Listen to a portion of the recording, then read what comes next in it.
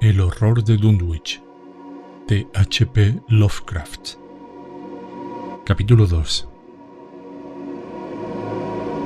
Fue en el término municipal de Dunwich, en una granja grande y parcialmente deshabitada, levantada sobre una ladera a 4 millas del pueblo y a 1 media de la casa más cercana, donde el domingo 2 de febrero de 1913, a las 5 de la mañana, nació Wilbur Whately.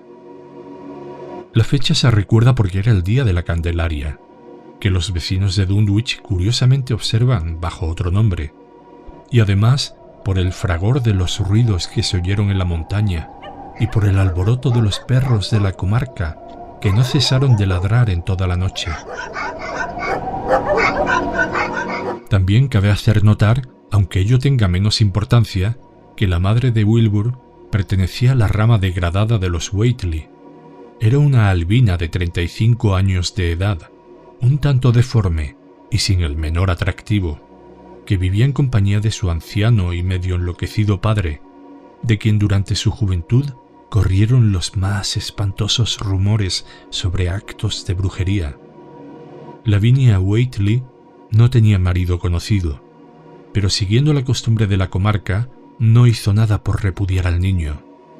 Y en cuanto a la paternidad del recién nacido, la gente pudo, y así lo hizo, especular a su gusto. La madre estaba extrañamente orgullosa de aquella criatura de tez morena y facciones de chivo que tanto contrastaba con su enfermizo semblante y sus rosáceos ojos de albina, y cuentan que se la oyó susurrar multitud de extrañas profecías sobre las extraordinarias facultades de que estaba dotado el niño y el impresionante futuro que le aguardaba. Lavinia era muy capaz de decir tales cosas, pues de siempre había sido una criatura solitaria, a quien encantaba correr por las montañas cuando se desataban atronadoras tormentas y que gustaba de leer los voluminosos y añejos libros que su padre había heredado tras 2 siglos de existencia de los Whately, libros que empezaban a caerse a pedazos de puro viejos y apolillados. En su vida había ido a la escuela, pero sabía de memoria multitud de fragmentos inconexos de antiguas leyendas populares que el viejo Whately le había enseñado. De siempre habían temido los vecinos de la localidad la solitaria granja, a causa de la fama de brujo del viejo Whately, y la inexplicable muerte violenta que sufrió su mujer cuando Lavinia apenas contaba 12 años no contribuyó en nada a hacer popular el lugar. Siempre solitaria y aislada en medio de extrañas influencias, Lavinia gustaba de entregarse a visiones alucinantes y grandiosas, a la vez que a singulares ocupaciones. Su tiempo libre apenas se veía reducido por los cuidados domésticos en una casa en que ni los menores principios de orden y limpieza se observaban desde hacía tiempo. La noche en que Wilbur nació, pudo oírse un grito espantoso que retumbó incluso por encima de los ruidos de la montaña y de los ladridos de los perros, pero que se sepa, ni médico ni comadrona alguna estuvieron presentes en su llegada al mundo. Los vecinos no supieron nada del parto hasta pasada 1 semana, en que el viejo Whately recorrió en su trineo el nevado camino que separaba su casa de Dunwich y se puso a hablar de forma incoherente al grupo de aldeanos reunidos en la tienda de Osborne. Parecía como si se hubiera producido un cambio en el anciano, como si un elemento subrepticio nuevo se hubiese introducido en su obnubilado cerebro, transformándole de objeto en sujeto de temor, aunque, a decir verdad, no era persona que se preocupase especialmente por las cuestiones familiares.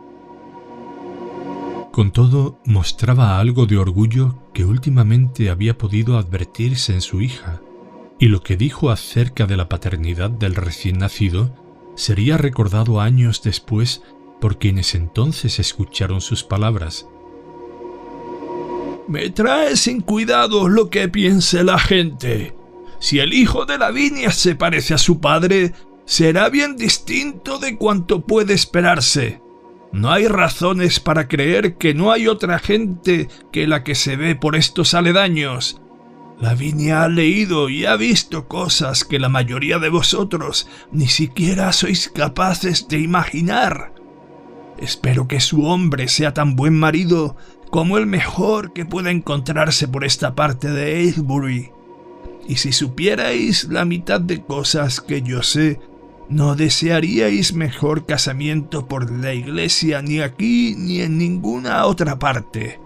Escuchad bien esto que os digo. Algún día oiréis todos al hijo de Lavinia pronunciar el nombre de su padre en la cumbre de Sentinel Hill. Las únicas personas que vieron a Wilbur durante el primer mes de su vida fueron el viejo Zechariah Whately de la rama aún no degenerada de los Whately y Mamie Bishop, la mujer con quien vivía desde hacía años Earl Sawyer.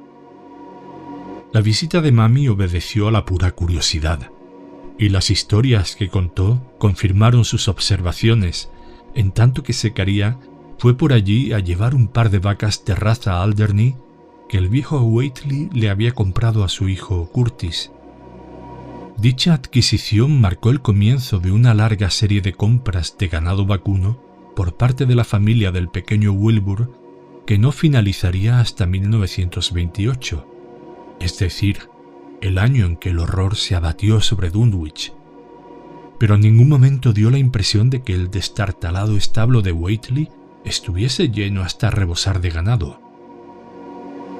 A ello siguió un periodo en que la curiosidad de ciertos vecinos de Dunwich les llevó a subir a escondidas hasta los pastos y contar las cabezas de ganado que pacían precariamente en la empinada ladera justo por encima de la vieja granja, y jamás pudieron contar más de 10 o 12 anémicos y casi exangües ejemplares.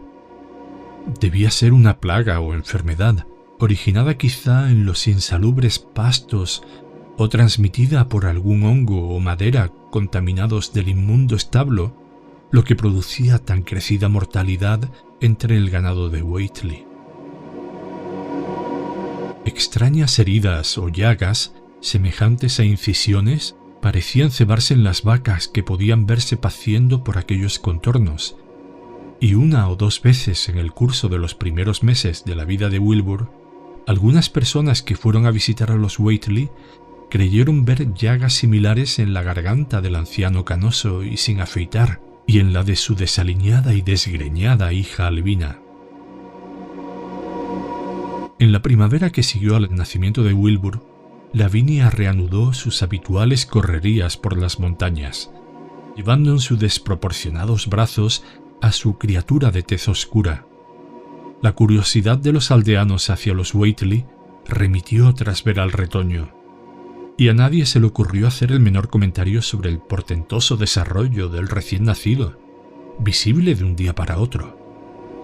La realidad es que Wilbur crecía a un ritmo impresionante, pues a los 3 meses había alcanzado ya una talla y fuerza muscular que raramente se observa en niños menores de 1 año. Sus movimientos y hasta sus sonidos vocales mostraban una contención y una ponderación harto singulares en una criatura de su edad, y prácticamente nadie se asombró cuando, a los 7 meses, comenzó a andar sin ayuda alguna, con pequeñas vacilaciones que al cabo de un mes habían desaparecido por completo.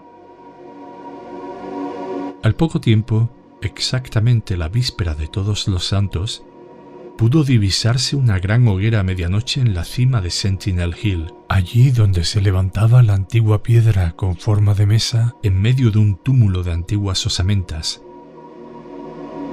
Por el pueblo corrieron toda clase de rumores a raíz de que Silas Bishop, de la rama no degradada de los Bishop, dijese haber visto al chico de los Whately subiendo a toda prisa la montaña delante de su madre, justo 1 hora antes de advertirse las llamas. Silas andaba buscando un ternero extraviado, pero casi olvidó la misión que le había llevado allá al divisar fugazmente, a la luz del farol que portaba, a las dos figuras que corrían montaña arriba. Madre e hijo se deslizaban sigilosamente por entre la maleza, y Silas, que no salía de su asombro, creyó ver que iban enteramente desnudos.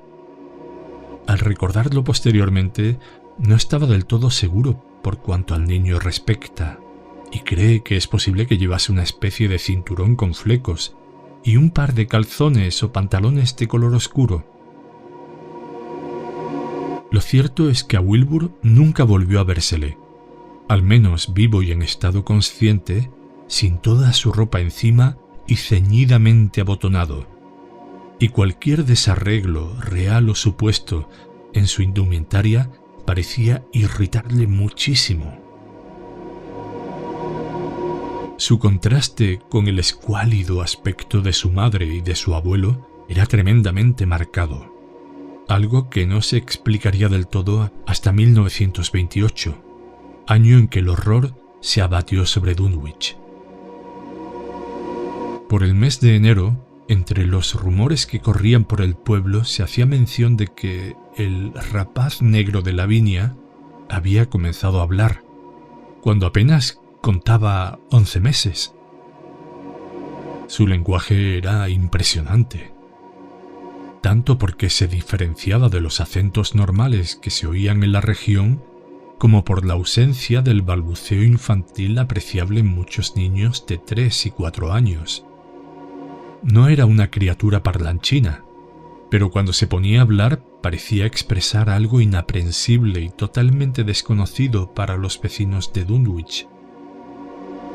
La extrañeza no radicaba en cuanto decía, ni en las sencillas expresiones a que recurría, sino que parecía guardar una vaga relación con el tono o con los órganos vocales productores de los sonidos silábicos.